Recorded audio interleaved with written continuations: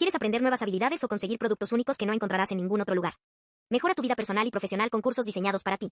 Aprende desde marketing digital, desarrollo personal, hasta habilidades técnicas. Encuentra productos innovadores, gadgets y artículos especiales que harán tu día a día mucho más fácil y divertido. Entra a tusimperdibles.com y haz que cada momento cuente.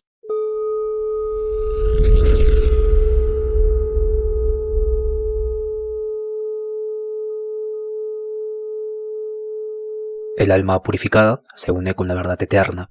Hugo de Senensis fue un filósofo y teólogo medieval perteneciente a la orden de los predicadores dominicos. Aunque no se lo considera tan conocido como Tomás de Aquino o Alejandro Magno, su vida y obra están siendo relevantemente principales en todo este giro teológico místico y que trata de integrar la fe y la razón siguiendo la tradición tomista, pero con un enfoque que ya está acabando este tipo de filosofía medieval y se está entrando a la modernidad.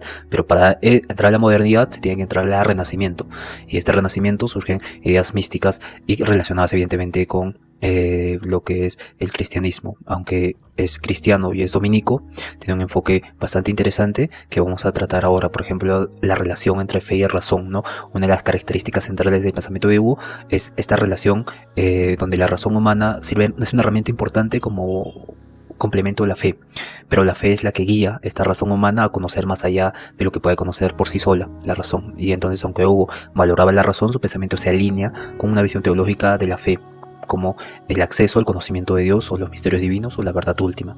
También la teología mística y contemplativa, ¿no? Una de las facetas más importantes de la filosofía de Hugo es su énfasis en la mística y la espiritualidad cristiana. Influido por la teología patrística y la espiritualidad medieval, Hugo adopta un enfoque contemplativo en su relación con Dios. La mística no solo era una experiencia emocional o subjetiva, sino un camino, o que era un conocimiento, ¿no? Era un camino, pero a la vez se transmitía como un conocimiento que profundizaba entre la relación de Dios, la unión con lo espiritual, pero también la purificación del alma. Tenemos alma como mente, tenemos alma como conciencia.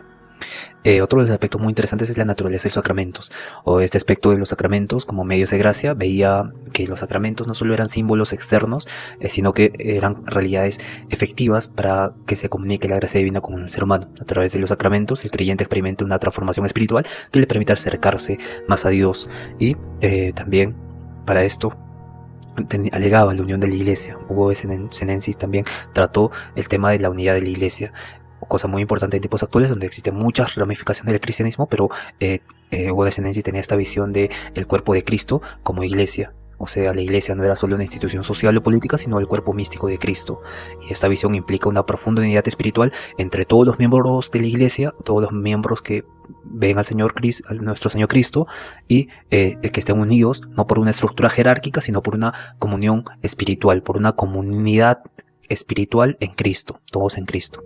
Y esto es algo muy interesante, muy muy interesante. Una de las cuestiones más importantes de la filosofía de Hugo de Senensis es la relación entre la gracia divina y el libre albedrío, y esta era una cuestión clave en la teología medieval, especialmente en la era de la escolástica. Hugo creía que la razón y la gracia eran un don de gratitud de Dios, ¿no? Dios otorgaba ese don, la gracia, la razón e inteligencia, pero eran gratuitos, que no dependía de los méritos humanos. La gracia pertenece a los seres humanos, pero sirve para superar las limitaciones y unirse con Dios. Y cuando no está sometido a eso, evidentemente no se desarrolla. Entonces el libre albedrío en cooperación con la gracia es muy importante para la filosofía de Hugo de Senensis o Hugo de Siena. Bien, tiene libros como Los Sacramentos, donde en este libro habla de la importancia de los sacramentos y que estos no son simples símbolos, sino que son realidades que no podemos ver, pero que transmiten a los creyentes un tipo de evolución, una evolución humana que les permite transformar y salvarles el alma o la vida. Por ejemplo, el bautizo, la confirmación, la Eucaristía, la penitencia, la unción de los enfermos, el orden sacerdotal y por último tenemos el matrimonio. Son etapas de la vida, por así decirlo, que transforman al individuo, pero esta no es una dimensión simbólica, sino es una dimensión real donde se le otorga diferentes gracias al ser humano cuando va cumpliendo estos sacramentos.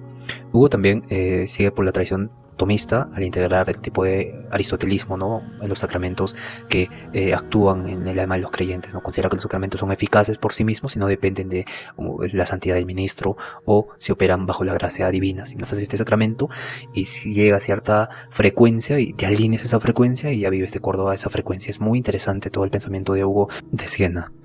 Otro libro muy importante sobre la gracia del libre albedrío. Recordemos que el libre albedrío era un tema principal en toda la etapa medieval, incluso en la actualidad, ¿no? Ya con el existencialismo, la libertad ya se vuelve que perteneciente al individuo innatamente. Pero recordemos que hay toda una discusión de Aristóteles, donde se toma que estamos en el mundo sublunar, y en este mundo sublunar no podemos tener libertad absoluta, no puede intervenir nada externo a este mundo sublunar, pero cuando llega Dios, la gracia divina, entonces interviene en el hombre y le da libertad. Ya se crea un tipo de pensamiento opuesto a la tradición aristotélica convencional, al mundo mecanicista, ¿no? Y se abre una tendencia a un mundo, a la justificación de la libertad, ¿no? ¿Qué es la libertad? ¿Cómo clasificamos la libertad? Y preguntas fundamentales que la filosofía debería responder. Entonces, en este libro también sigue el enfoque tomista, donde sostiene que la gracia no elimina el libre albedrío, sino que lo perfecciona y lo libera para actuar correctamente. Hugo, en este sentido, defiende la cooperación sinérgica entre la gracia divina y la libertad humana. Otro tema interesante, otro libro también muy interesante sobre la unidad de la iglesia, que ya mencionamos antes, ¿no? Y este filósofo defiende la unidad de la iglesia, que no solo es externa, sino que debe estar fundamentada en una comunión espiritual auténtica y profunda de los creyentes. Esta parte es muy, muy curiosa de su pensamiento. También en su último libro, que es sobre el arte místico, ya se enfoca en una espiritualidad mística, donde la vía mística tiene un tipo de orden, un tipo de camino, un tipo de etapa espiritual, de purificación hasta la presencia divina. Y vamos a hablar ahora de estos pasos o de estas vías que él menciona en su libro, donde la primera la denomina la vía purgativa, que es la purificación, la etapa del camino místico, donde comienza el alma a un proceso de purificarse interiormente, separando los deseos materiales y las pasiones desordenadas y limpiando el cuerpo de impurezas, de pecados, haciendo penitencias, oraciones y la práctica de la virtud. En la segunda etapa, que es la vía iluminativa, el hombre se le va revelando cosas, misterios divinos, y tiene más comprensión de la verdad revelada. Tiene una fase, esta es la fase del crecimiento espiritual y la sabiduría interior.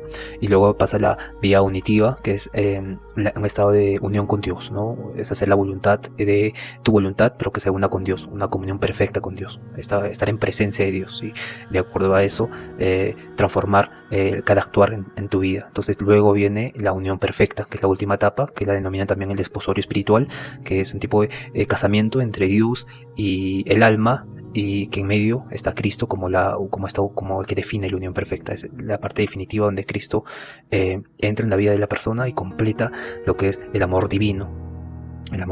Y de acuerdo a ese amor divino, el hombre se va manifestando, viviendo su vida de forma ya con la gracia divina, con la presencia divina y con la unión completa de la divinidad en él mismo.